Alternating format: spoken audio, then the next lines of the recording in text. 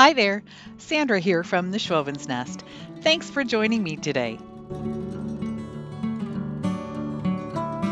This one is a paddle board that I picked up at my Dollarama store for $4. I'm giving it one coat of black chalk paint just on the front and the sides. Now that it's dry, it's going to get one coat of white chalk paint, but a very rough coat. I want to be able to see some of the black peeking through. I thought I would quickly show you how I do the smashing of the cans. This is a large coffee can that I did in a project on a previous video, so I thought I would just pop this in here so you could see the process. Basically, you're going to open up the top and the bottom of the cans, and then you're going to use a rubber mallet to smash down the bottom end and make it nice and flat. Here's my two little cans that I'm using for today's project. I'm going to give it a spray of matte clear finish from Rust-Oleum just to make sure that my chalk paint sticks better. Using some coarse grit sandpaper, I'm going to rough up the edges, pulling in some of that black paint that was the first coat, and also going all the way down to the wood in some areas. The cans are going to get one coat of white chalk paint front and back. If you're going to be putting something in these cans permanent and you're not going to be taking them in and out, then you can just leave the can the way it is on the inside. However, if you wanted to switch things out and there's a possibility that you might be able to see the interior of the can, then I would suggest painting it white. I get a lot of questions asking about my tissue paper printing and how do I get my paper not to jam in the printer.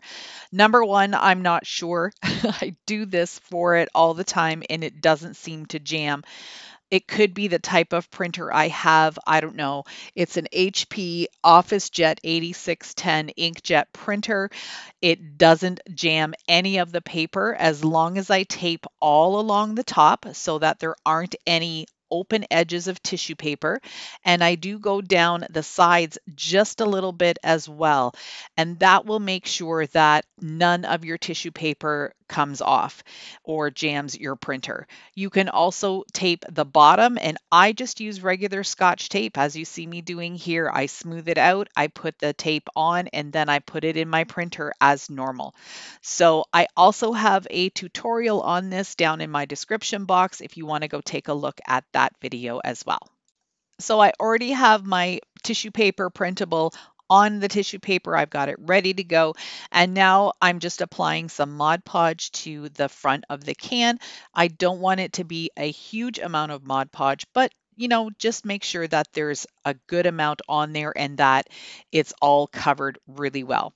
Then take the tissue paper and place it on the can where you want it to be. You can see here that I printed a little bit extra on the sides because I do want to wrap it around a little bit on the sides and towards the back. This is a French script that I put together just using a French letter that I found for free online. And I just grabbed some of these butterflies. They were colored. I made them black and white. And I'm just going to add both of these to my little cans. And I think these are going to look really pretty. Using fine grit sandpaper, get rid of all the excess tissue paper that you don't need, making sure that you don't tear any of it that is supposed to stay on the can. I wanted to make sure that these did not fall off, so I didn't want to glue them. Instead, I'm taking my little electric stapler, which has the option of brad nails. You could probably use a stapler as well, but I just thought I would try the brad nails and they were perfect. These are permanently on this board and will not fall off for anything. I love how this piece turned out, and the ability to change out the decor with the seasons makes it a year-round piece of home decor. I hope you like it.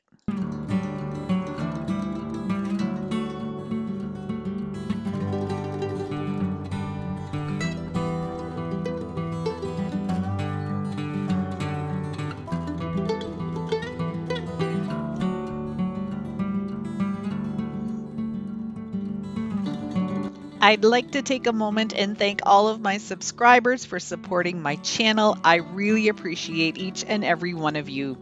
If you are new to my channel, welcome. I'm so glad you clicked on my video. If you like what you see, I would love it if you could hit that red button too. Last year, I was lucky enough to come across two bed frames. One came from a friend and the other was out in the trash. So I've got a ton of these spindles and I thought it was time to make some more candlesticks. I'm using some supplies from the dollar store and the thrift store. I've got these four little wooden salad bowls, or I don't know what kind of bowls they would have been, but they're sort of a flower shape. And I thought they would look really fun on top of all of these spindles. So I'm taking rounds from the Dollar Tree and I'm taking some of their other smaller rounds like you see me doing here, and I'm just going to create different types of candlesticks. I've got four altogether, so I'm going to do two with round bases and two with square bases. These squares are from the Dollar Tree. They are the ones that come in a pack of six. I'm going to glue four of them together to make a nice chunky base for one of the candlesticks. I am using my Weld Bond glue to make sure that it's a permanent hold and nothing falls apart. Next, I grabbed the chunky candlestick or wood spindle that I have here, and I'm going to center it on top of the four planks that are now glued together nice and sturdy. And then I'll add some glue and add that little bowl right on top. I'm painting the two square bottomed ones with black chalk paint, and one coat is going to be sufficient because I'm going to be doctoring it up afterwards when it dries. The two round ones I'll be painting white, and I'll have to give them a couple of coats because this dark color here of the spindle has a reddish tinge to it and it was really hard to cover. So two coats, almost three.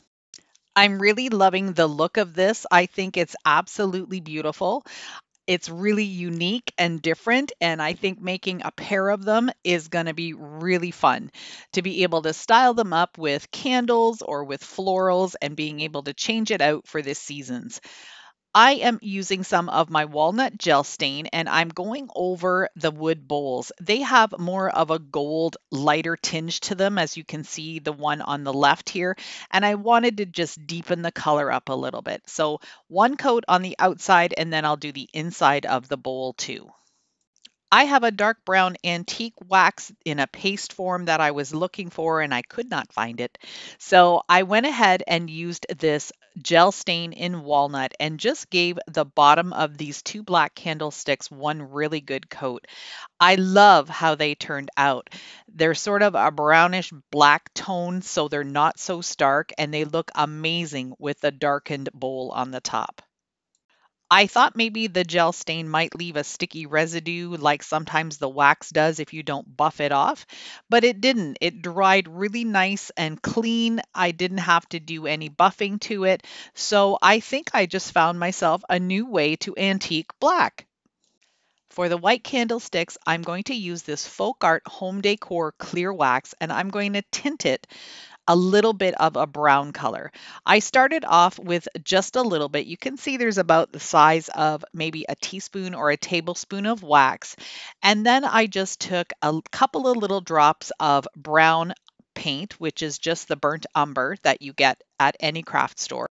With this type of clear wax, which is in a liquid form, you don't have to buff this off if you don't want to. So it turned out really nice. I just wanted a subtle hint of brown, almost like an aged, old, weathered look, and that's how it turned out. I was really pleased with the result of this one.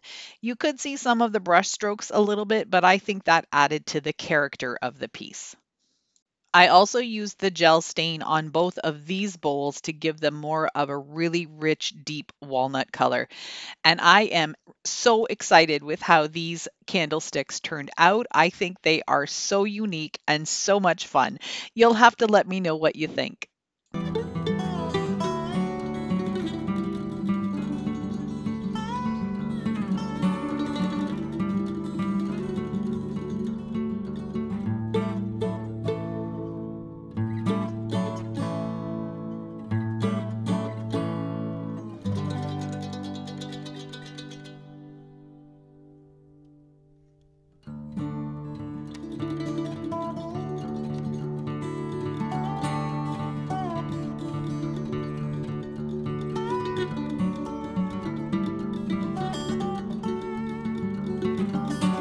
This jug I picked up at the Salvation Army thrift store for $6. It's huge.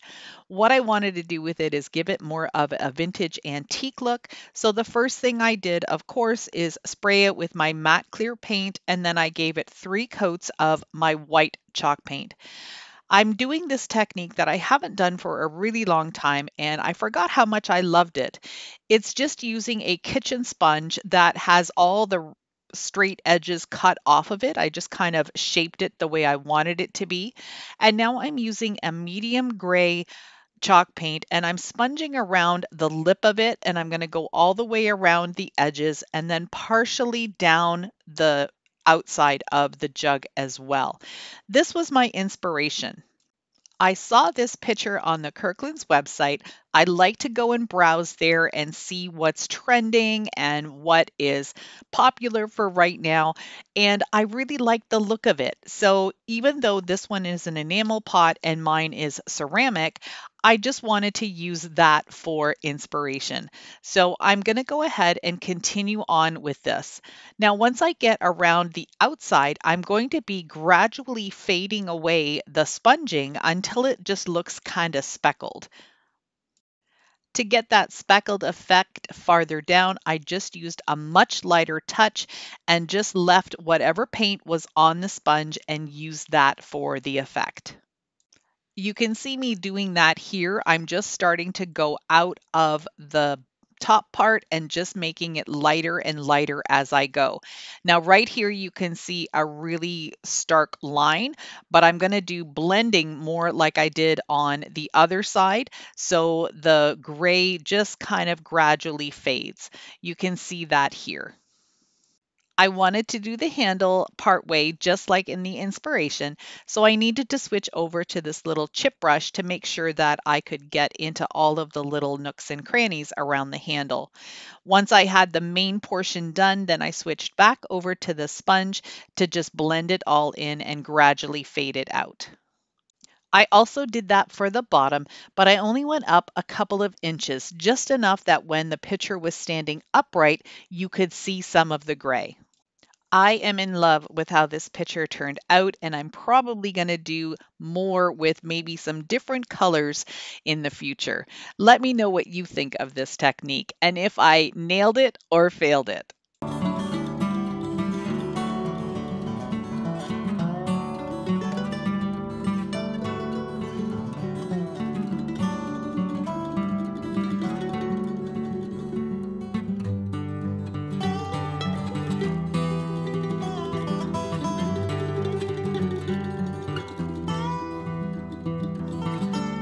This window and wreath also came from the thrift store. I believe I paid $4.99 for it.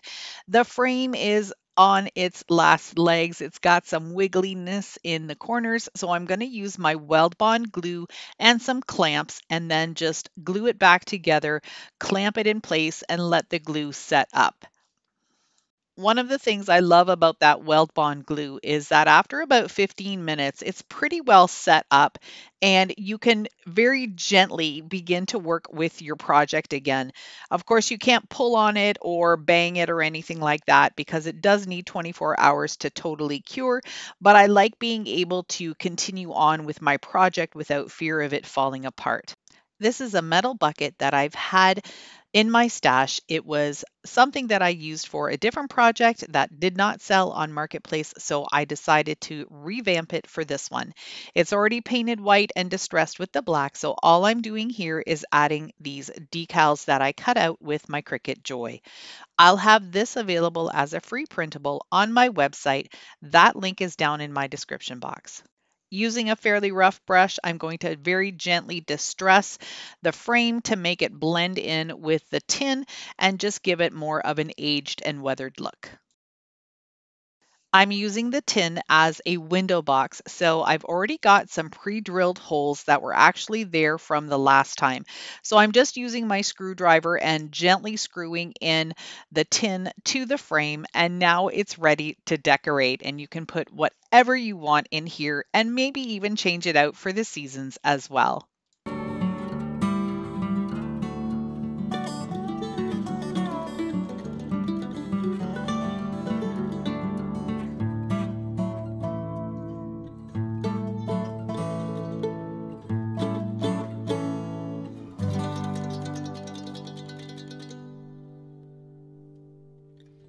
I hope you enjoyed these projects today. I had a lot of fun taking these thrift store items and upcycling them into some beautiful home decor.